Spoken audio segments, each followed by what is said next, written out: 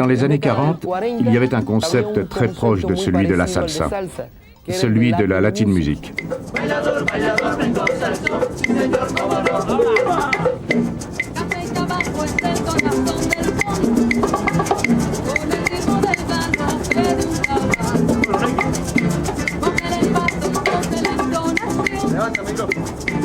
Si le nom de salsa est né aux États-Unis, il n'en reste pas moins que les racines de cette musique se trouvent à Cuba. Cette île, la plus grande de toutes les Antilles, peuplée par des descendants d'esclaves africains, de colons espagnols, de travailleurs chinois et irlandais, d'Haïtiens et de Français, de Jamaïcains, d'Indiens et de nombreux peuples encore, est le berceau d'une culture riche et dynamique, toujours innovante. Ce métissage créatif qui se voit sur les visages des Cubains s'entend par-dessus tout dans leur musique, qui n'a jamais cessé d'être un mélange, une sauce toujours renouvelée et remise au goût du jour, mais pourtant toujours identique à elle-même.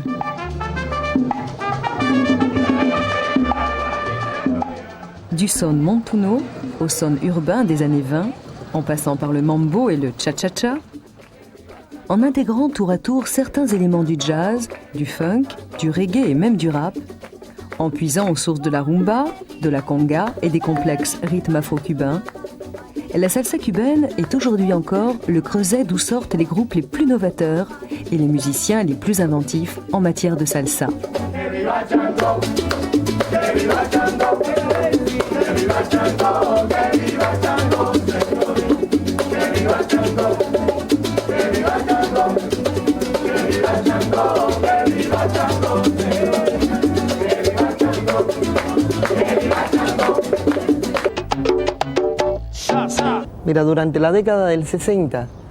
Dans les années 60, il y a une grande population latine aux États-Unis. De nos jours, elle comporte plus de 22 millions d'habitants.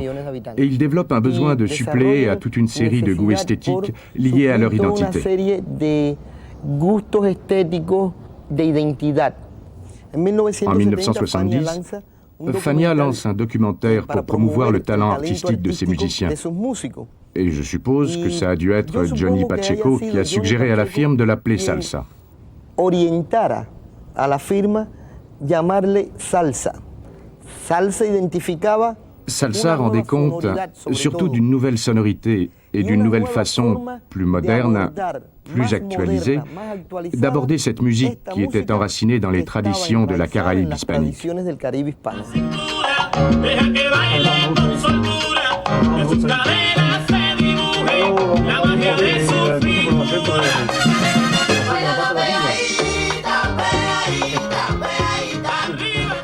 Maintenant, nous utilisons ce terme parce que ce terme est si généralisé que tu ne peux pas te fâcher avec tout le monde et dire à tout le monde que c'est ceci et cela. Parce que maintenant, les gens connaissent ça comme salsa, parce que la promotion a eu ce pouvoir-là. Mais à chaque fois que nous avons l'opportunité de clarifier les choses, nous clarifions. Mais si tu cherches ce qu'est la salsa dans un dictionnaire de musique, tu verras que ce genre musical n'existe pas.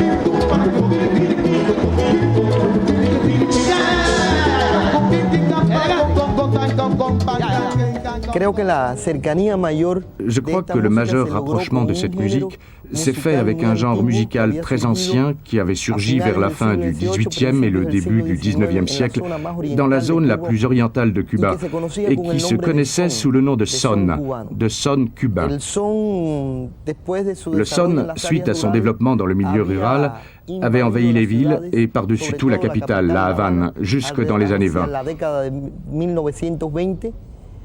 À partir de là, il a commencé à se diffuser sous une forme appelée son urbain, vers le reste du pays et vers l'extérieur.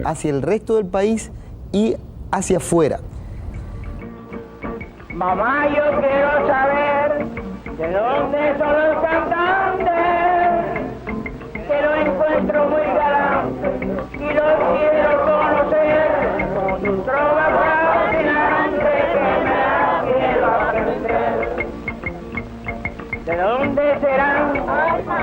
Serán de La Habana, serán de Santiago, Tierra Soberana, son de la Roma y cantan en llano, y ahora tú verás, mamá, yo soy... En el son tú te encuentras los Dans le instrumentos son, de on cuerda trouve les pulsada. instruments à cordes Si los pincées. españoles trajeron la Ainsi, bandurria, les Espagnols trajeron el laúd, apportèrent la y mandoline, sobre todo, le laúd, trajeron la guitarra. et surtout, La ils guitarra apportèrent la generó guitare. en nuevos instrumentos La guitare a como généré el de charango nouveaux instruments en comme la le zona charango andina, dans la zone el andine, cuatro le en cuatro au Venezuela et le tres à Cuba. en Cuba.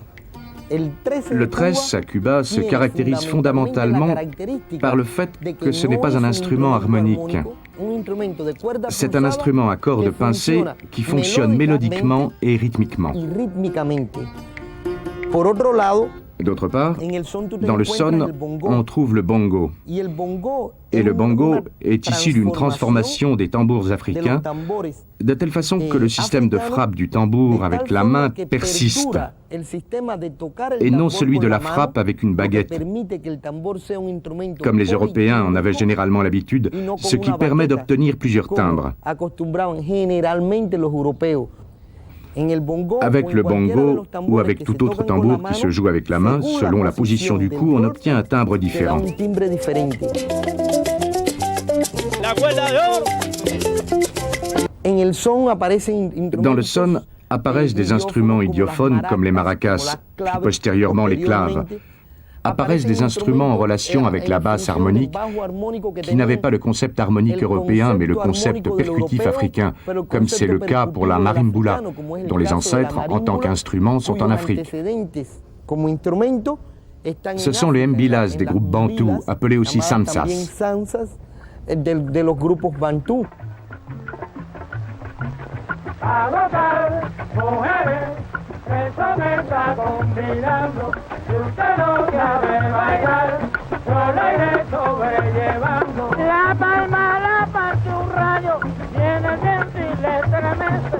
La palma la parte un rayo, viene el viento y le estremece. Y a mí cuando me parece, de pollo me vuelvo gallo. Y a mí me parece, de pollo me vuelvo gallo. A gozar, mujeres, eso me está complicando. Usted no sabe bailar, yo le iré sobrellevando. La primera novia que tuve, la tuve de rapero. Ella cambiaba de novio, como el mundo también. A gozar, mujeres, eso me está complicando. Usted no sabe bailar, yo le iré sobrellevando. La primera novia que tuve, la tuve en un terraplén. Ella cambiaba de novio, como tú yo también. A gozar, mujeres, el son está conspirando. Usted no sabe bailar, yo le iré sobrellevando. Mi padre con 5 estrellas, no pudo ser general. Rafael con 1,5, ay, con los muchachos hablar. El europeo. Après le Moyen Âge, l'Européen a centré toute l'attention du discours musical sur la fin. Del discurso musical en el final. Le concept africain est totalement différent. La fin n'est pas du tout importante pour l'Africain. C'est le début qui est important. Le soliste, ou le sonero, expose le motif de son chant et chante tout un texte comme si c'était une chanson. La seconde partie est appelée montuño. Le soliste prend une phrase du texte qu'il a chanté, la met dans le chœur qui l'accompagne et commence à improviser. Et le chœur lui répond. Il improvise, le chœur répond, il improvise, le chœur répond, et il unit alors la conception d'ensemble fermé de l'européen avec la conception d'ensemble ouvert de l'africain. La mujer de Antonio camina así, cuando va a la plaza camina así, a la carnicería camina así, si va al mercado camina así, por la madrugada camina así, cuando va a Viñales camina así, si va a Soroa camina así, cuando va a Copelia camina así, ella Fruticuba camina así, con Atabey camina así, cuando va al mercado camina así, cuando va a la plaza camina así.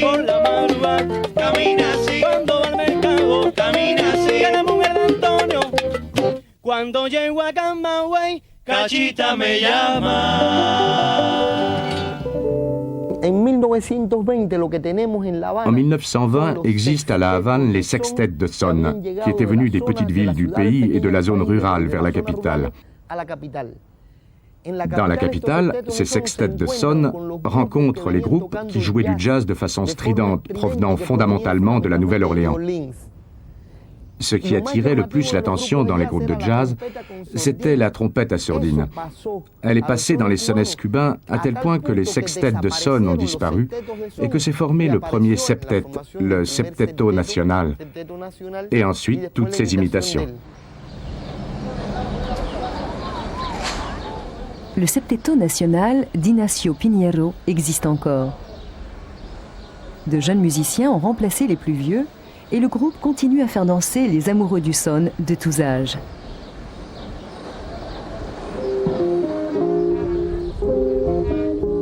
À Cuba, les retraités ne sont pas les moins alertes, bien au contraire.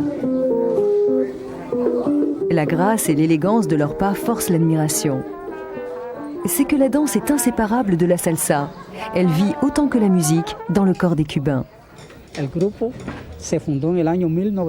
groupe a été fondé en 1926, le 3 avril. De ce fait, il vient d'avoir 70 ans. Ça fait un sacré bout de temps. Par la suite, le groupe a assimilé le son qui, à cette époque, était en plein apogée. Ils ont commencé depuis les années 20. Alors eux, les fondateurs, ils ont organisé le groupe, un groupe de jeunes qui se sont donné pour tâche de sentir ce qu'ils entendaient dans les disques de l'époque, le son.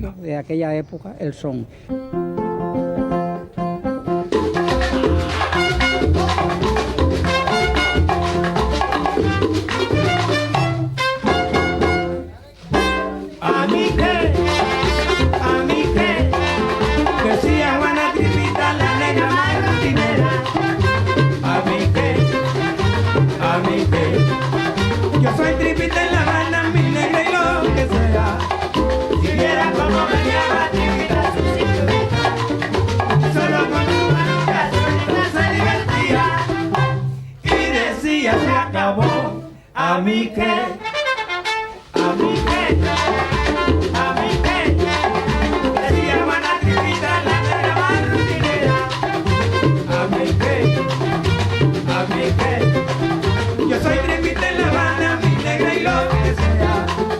Si vieran cómo venía tripita su cinturita, y solo con su pelucha solita se divertía. Y decía se acabó, a mí qué, a mí qué, a mí qué, a mí qué, a mí qué, a mí qué, a mí qué, a mí qué. A mí qué, a mí qué, a mí qué, a mí qué, repite la gana, a mí qué, eres la más mala, a mí qué, eres compañera, a mí qué, tú eres muy buena, a mí qué, yo soy sonero, a mí qué, soy como soy, a mí qué, no como quiera, a mí qué, vamos a rumbear, a mí qué, vamos a gozar, a mí qué, la mano arriba, a mí qué, la mano arriba, a mí qué, mueve la cadera, a mí qué, mueve la cintura, a mí qué, va a gozar, a mí qué, eres la más mala, a mí qué, El problema consiste en que en el éxodo de Le problème vient du fait que les artistes cubains qui sont partis dans les pays étrangers ont cherché une façon de subsister avec notre musique, avec la musique qu'ils ont appris dans notre Cuba de toujours.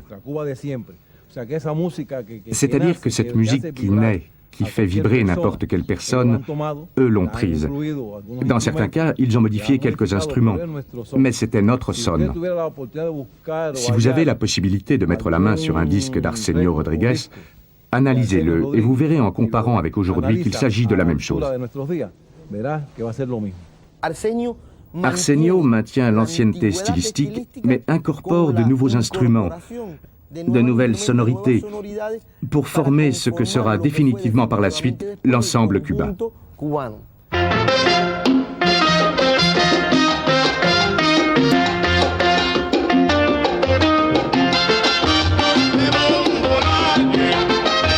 De bombo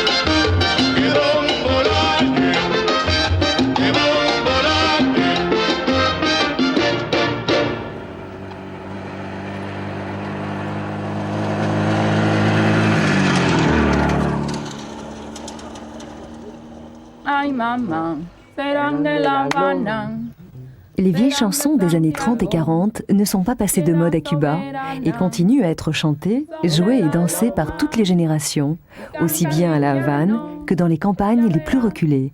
Como no, mamá, ellos son de la loma, mamá, ellos cantan en llano, mamá, ellos son de la loma, mamá, ellos cantan en llano.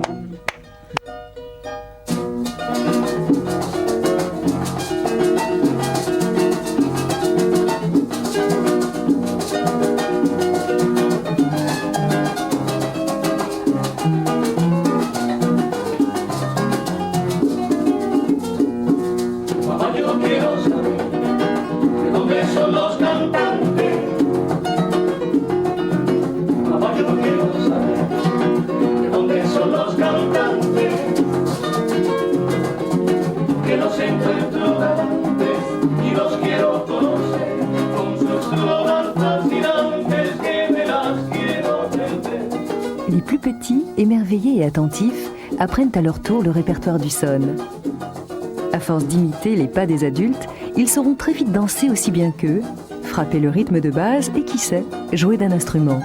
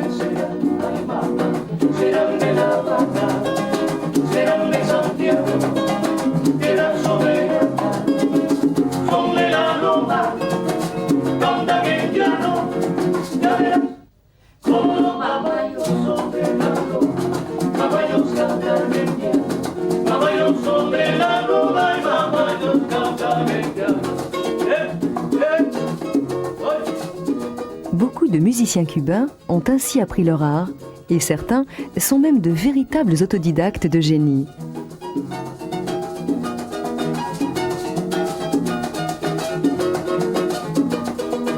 C'est ici, dans la région de Cienfuegos, qu'est né en 1919 celui qu'on devait appeler plus tard El Bárbaro del Ritmo.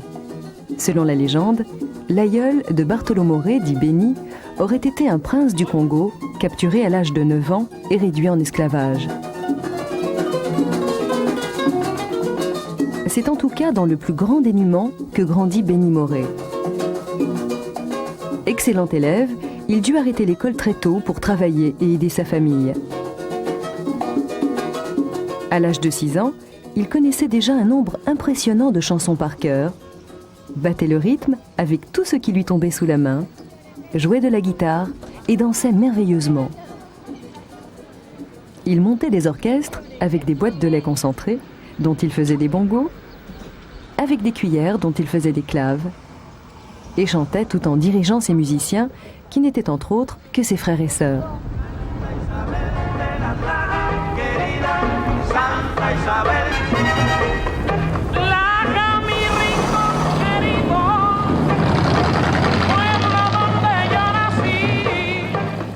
Parti à La Havane pour vendre des fruits, il s'improvisa à 20 ans chanteur de rue.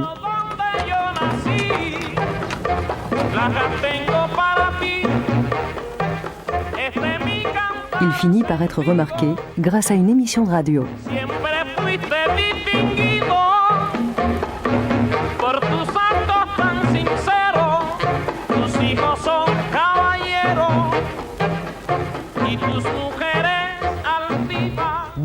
Benny Moré était un grand musicien qui n'avait jamais fait d'études académiques. Il faisait les arrangements par intuition. Il disait à chacun ce qu'il devait faire, il montait et ça sonnait fabuleusement bien. C'était naturel parce qu'il ne savait pas. Il n'a jamais été à une école de musique.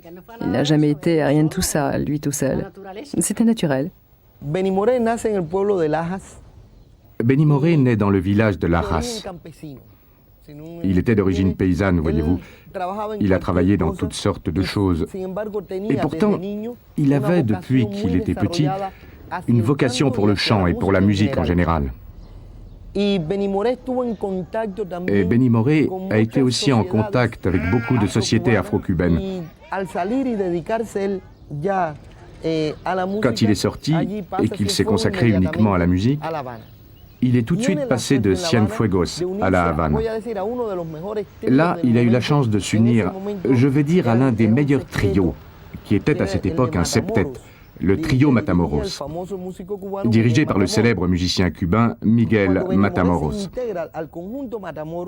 Quand Benny Moré s'est intégré à l'ensemble Matamoros, il a voyagé au Mexique, où il s'est alors uni à un autre célèbre musicien cubain qui était en train de lancer un nouveau rythme à cette époque. C'était Pérez Prado. Grâce à Pérez Prado, il a appris le mambo, mais à travers le mambo, quelque chose de plus important. Pérez Prado d'abord, Benny Moré ensuite, concevait la musique avec des formats instrumentaux, des orchestres ou orchestrations qui n'étaient pas traditionnelles ni typiques des Caraïbes, mais qui étaient typiques et traditionnelles de la musique nord-américaine du moment. La banda gigante de Benny Moré avait la même structure que les jazz bands de Glenn Miller et de Benny Goodman à la même époque.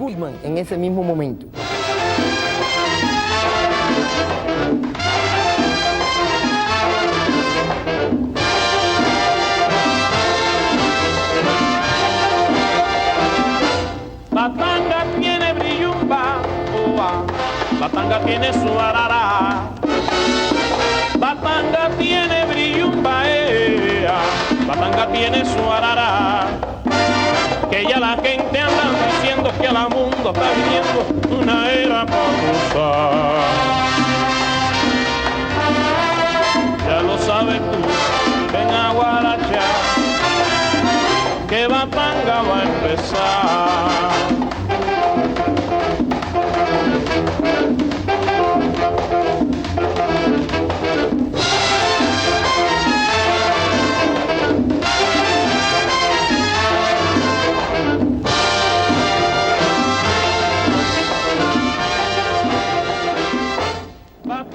Les années 50 à Cuba voient éclore le marché du tourisme, des cabarets et des maisons de jeux largement alimentés par les États-Unis.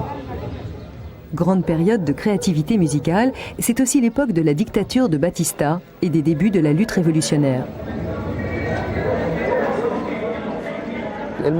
Il y a trois versants dans le monde de la salsa. L'ensemble cubain, les orchestres de charanga et les septets de son. Ce sont les trois formats par excellence du monde de la salsa. Muchos tipos de montuno, pero mira mi negrita como este no hay ninguno. Si tú lo quieres gozar, bailalo de esta manera, 3 pasitos para atrás y agárrate como puedas. Dale la vuelta en zigzag y verás que lo marea. Y cuando tú estés detrás, taconéala como puedas. Dale la vuelta en zigzag y verás que lo marea. Y cuando tú estés detrás, taconéala como puedas.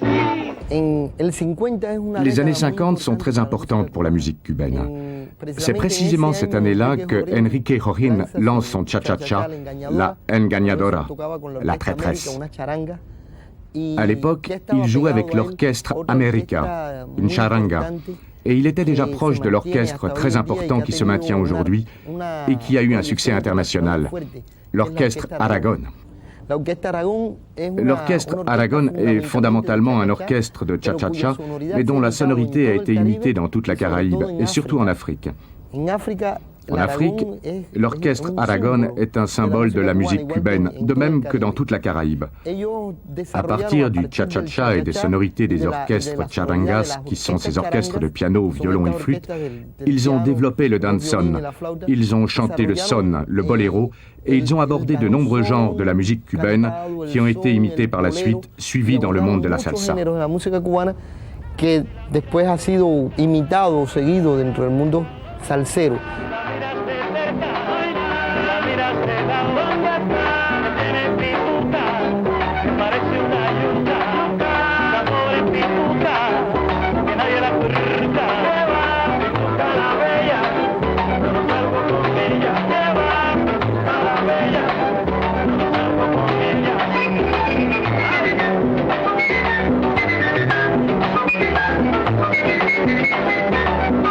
Thank you.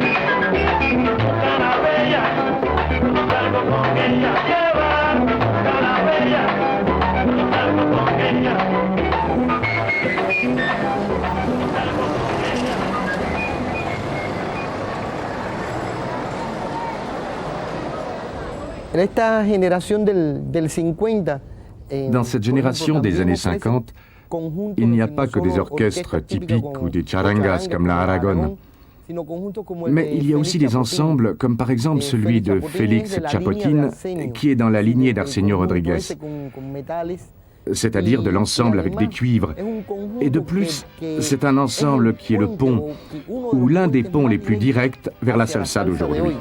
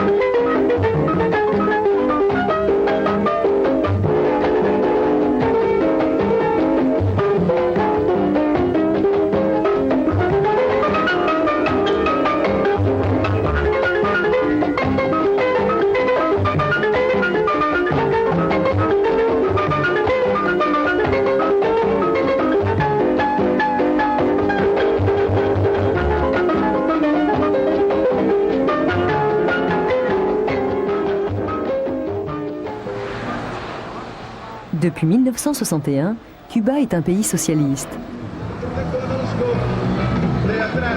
La créativité des musiciens n'a pas cessé pour autant et la population participe activement aux fêtes en plein air, qu'elles soient spontanées ou organisées par le gouvernement. À Cuba, la musique est partout. Il suffit d'installer des haut-parleurs dans la rue et immédiatement les gens affluent pour danser sur les tubes du moment. Depuis quelques années, le carnaval d'été a été supprimé faute de moyens. Malgré cela et malgré la pénurie qui les frappe, les Cubains ne renoncent jamais à faire la fête. Salsa. Salsa. Bueno, ustedes saben, este es un año peligroso.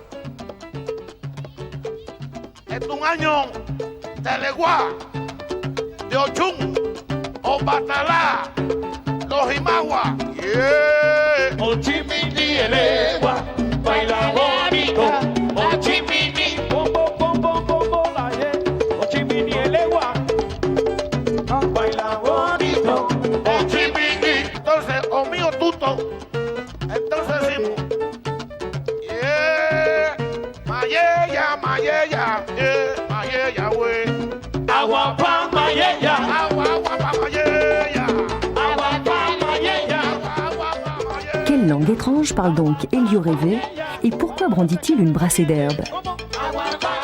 Il s'inspire en fait ici de la santeria, culte d'origine yoruba, et purifie le public en nettoyant les mauvaises influences avec ses herbes et en aspergeant de l'eau pour que s'en aille tout ce qui est mauvais.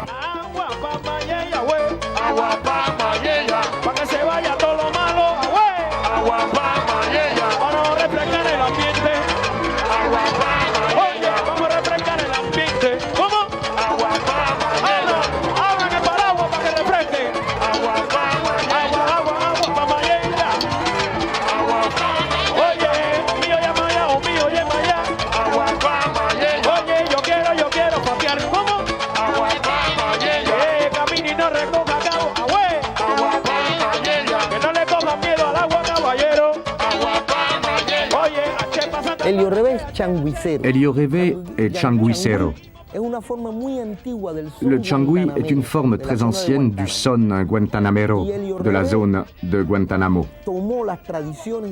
Et Elio Reve a pris les traditions du changui et les a incorporées à sa musique. Elio Reve n'est pas seulement enraciné dans les traditions du changui, il mélange des traditions très différentes et il les enrichit beaucoup à partir de tout ce qu'il sait et de tout ce qu'il manipule. Toute cette culture qui prend racine dans les religions afro-cubaines, leur façon de jouer des tambours, leur rythme très spécifique, leur comportement, gestes, façon de chanter, dont les antécédents directs appartiennent à cette musique afro-cubaine qu'on trouve encore aujourd'hui dans la santeria ou dans les cultes palo ici à Cuba.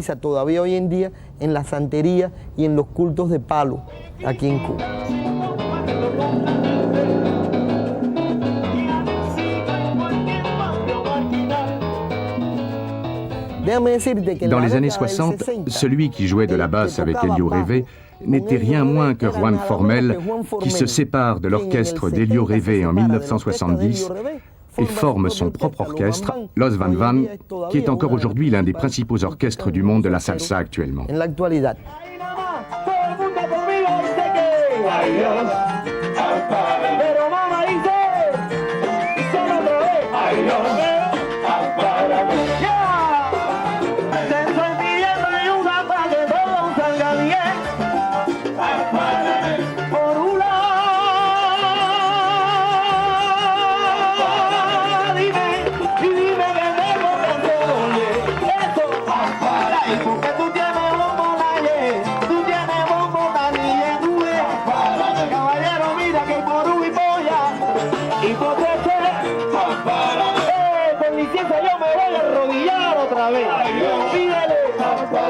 Arriba para el piso todo el mundo, lo que me pida es ay Dios, ampárame.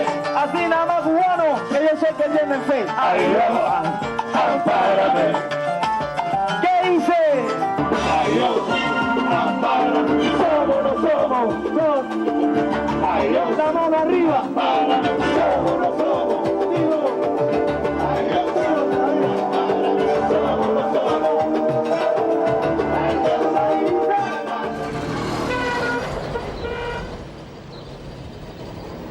Entre le public et les stars de la salsa, il n'existe à Cuba aucune barrière. Ils vivent dans les mêmes quartiers et se côtoient tous les jours dans la rue. En 1973, Irakere fait une tournée internationale et pendant cette première tournée, il gagne un Grammy.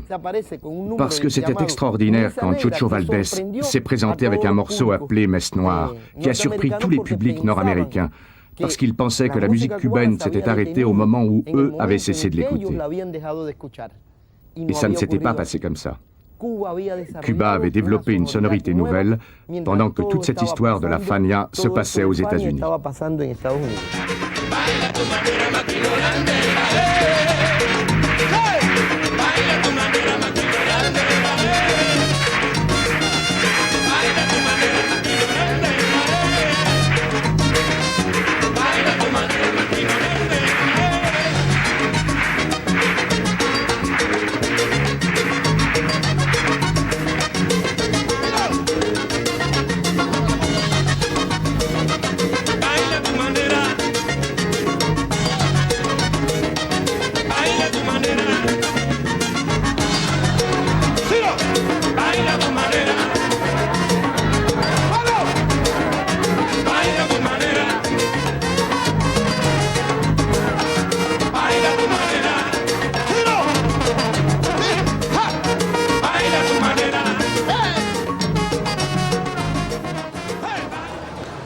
Totalement dégagée des contraintes du show business, la salsa cubaine continue à évoluer de plus belle et à s'enrichir de nouvelles générations de jeunes musiciens.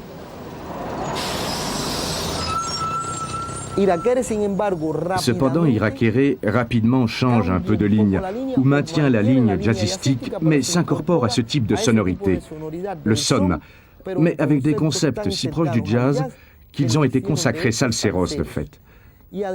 En plus de ça, José Luis Cortés jouait de la flûte avec Iraquere. Il est entré par la suite, et quand il est parti du groupe Iraquere, il a fondé son propre groupe en lui donnant le nom de Nouvelle Génération, c'est-à-dire la nouvelle génération d'Iraquere, le groupe que nous connaissons aujourd'hui à Cuba sous le nom de NG La Banda. Et c'est peut-être l'un des groupes les plus populaires au sein de la salsa cubaine du moment.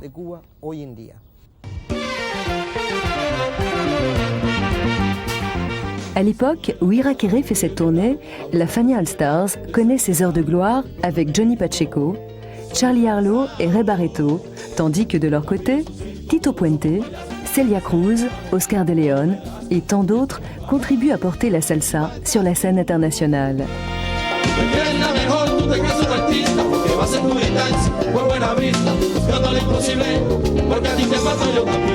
De cette grande vague créative vont surgir de nouveaux groupes comme la Sonora Ponchena, qui vient de Porto Rico, ou le groupe du Panaméen Rubén Blades.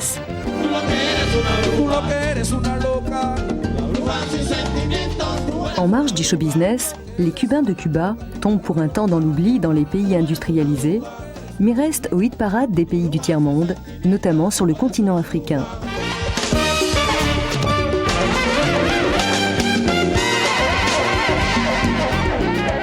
Ce n'est que grâce à l'ouverture récente du pays que l'on redécouvre la salsa cubaine. En très peu de temps, elle supplante tous les autres groupes qui, entre-temps, se sont un peu essoufflés. Au Japon, on ne jure plus que par NG La Banda, et en Europe, les Cubains sont partout.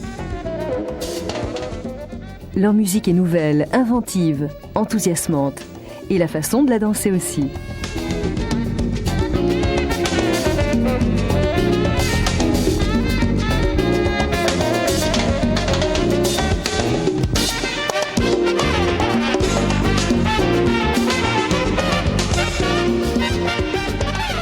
Pour danser la salsa, il y a plusieurs possibilités. La danse classique, en couple, est appelée casino. Mais depuis les années 50, les corps se sont laissés aller à plus de sensualité. Le despelote, danse qui consiste à exacerber la souplesse des hanches et où les partenaires n'hésitent pas à se coller l'un à l'autre, fait désormais fureur chez les jeunes générations. Aujourd'hui, on n'a plus honte de pratiquer ce qui était encore appelé il y a 40 ans des danses de nègres.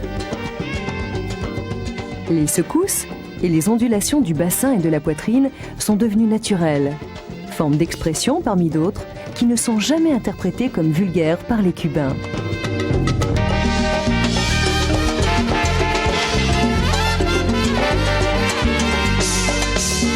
Et comment voir dans ces sourires radieux autre chose que le bonheur de bouger son corps et d'affirmer sa sensualité.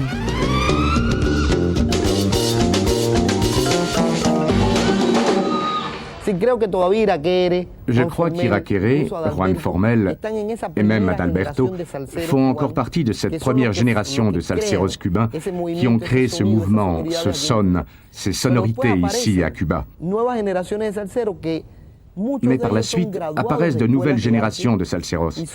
Et parmi eux, beaucoup sont diplômés des écoles d'art.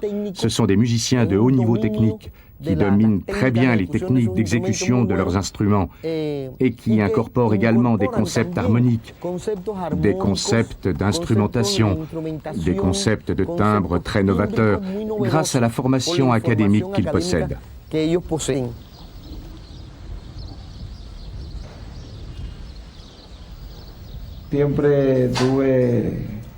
J'ai toujours eu, depuis que je suis tout petit, le goût et l'affinité pour la musique cubaine, pour nos rythmes. Grâce à mon père qui m'a inculqué tout cela, le son du piano surtout, de la musique qui se faisait à cette époque. Il me mettait les disques, les enregistrements de Benny Moré et de beaucoup d'artistes. Alors bon, j'étudiais au conservatoire et souvent je me mettais à jouer du piano dans les classes de musique. Et je faisais du désordre avec le piano, des descargas.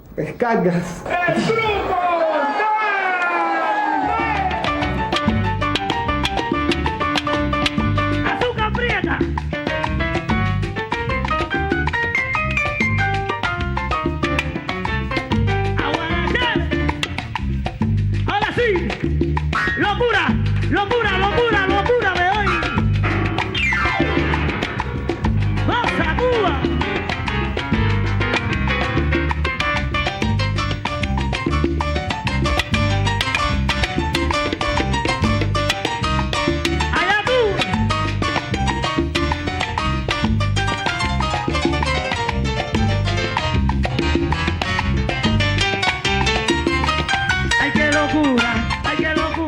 Je suis sonero, je suis salsero, je suis guaguancosero, je suis rumbero, je suis tout ce qui se termine en héros. Vuélvete loco, compadre. Ay, qué locura, ay, qué locura. Sí. Ay, qué locura. ¿Y qué es lo que cura eso, pariente? Vaya, páralo.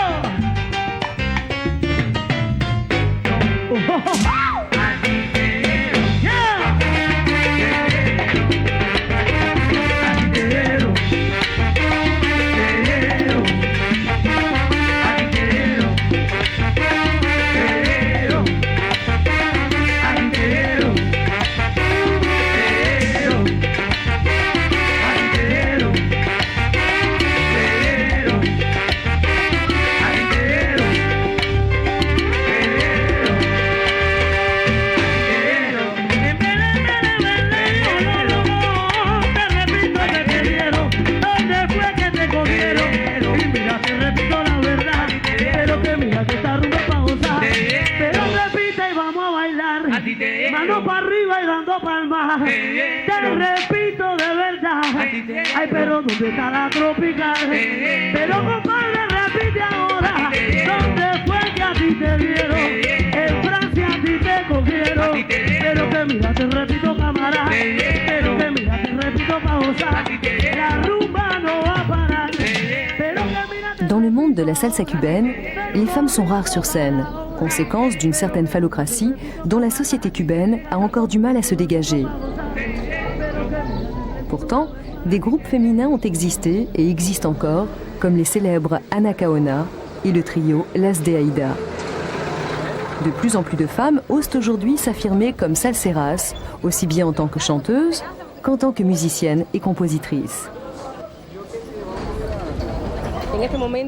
En ce moment, nous les femmes, nous sommes en train de nous émanciper. Et je crois que j'ai réussi parce que je suis une femme. Excusez la redondance, mais bon, à Cuba, c'est difficile. Les hommes sont très machistes. Et nous aussi, nous sommes machistes. J'ai une grande dose de machisme. Il me semble que c'est très important et que c'est inutile d'aller contre ça. J'adore être aussi un petit peu machiste, mais j'adore aussi dominer. Et c'est pour ça que je crois que j'ai réussi dans le milieu, parce que les choses ne s'obtiennent pas seulement avec des impositions, mais aussi parfois grâce à des concessions. Et c'est aussi pour ça que je me suis gagné le respect de mes musiciens et le respect de tous.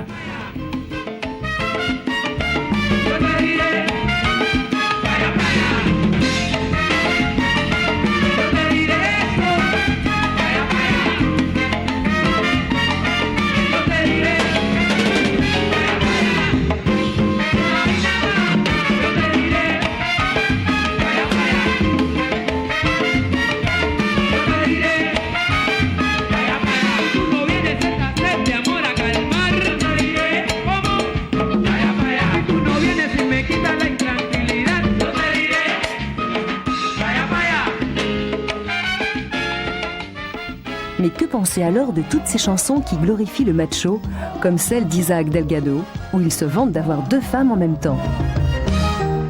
Buena familia, mano para arriba Santiago, mano para arriba Santiago, voy arriba, arriba y abajo, arriba y abajo, arriba y abajo, arriba y abajo, arriba y abajo, arriba y abajo, todo el mundo, como dice.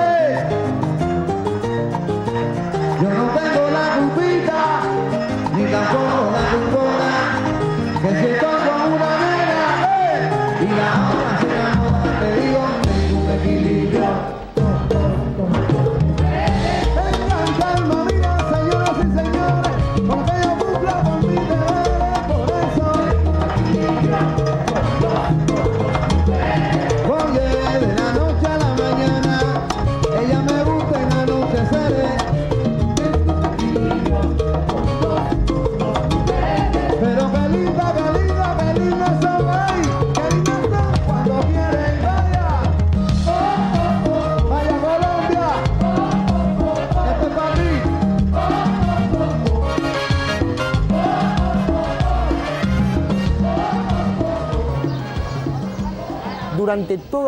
Pendant les années 70, la musique salsa a été totalement rejetée par tous les musiciens cubains. Tu demandais à des musiciens cubains qui faisaient ce qui aurait pu être une salsa fabuleuse, et ils te disaient « Non, je ne suis pas salsero, je suis un sonero légitime. » Nous, les soneros qui faisons de la salsa, comme on appelle ça aujourd'hui là-bas, nous pensons que la salsa est notre son. Ils l'ont appelée salsa pour lui donner un nom commercial. Pourtant, dans les années 80, il y a eu un changement d'attitude. On a pensé que si un pays était porteur des valeurs légitimes de la salsa, c'était bien Cuba. Quand nous faisons une guaracha, quand je fais une guaracha avec mon trio, eh bien, je me sens comme à l'intérieur de la salsa. Mais avant tout, nous savons que nous sommes en train de faire une guaracha. Oye, mira que llegó y se quedó. ¿Cómo fue? ¿Qué tal es? ¡Ay!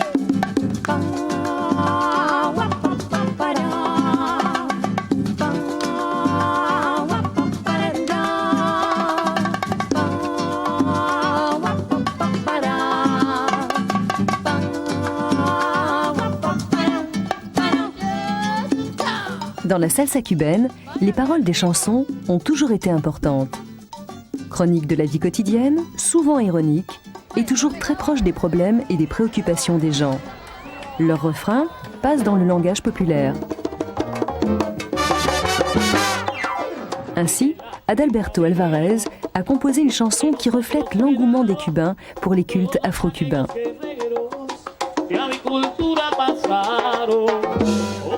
Et que veux-tu qu'il te donne ? Demande le chanteur. La force de pouvoir, envers et contre tout, éprouver de la joie de vivre.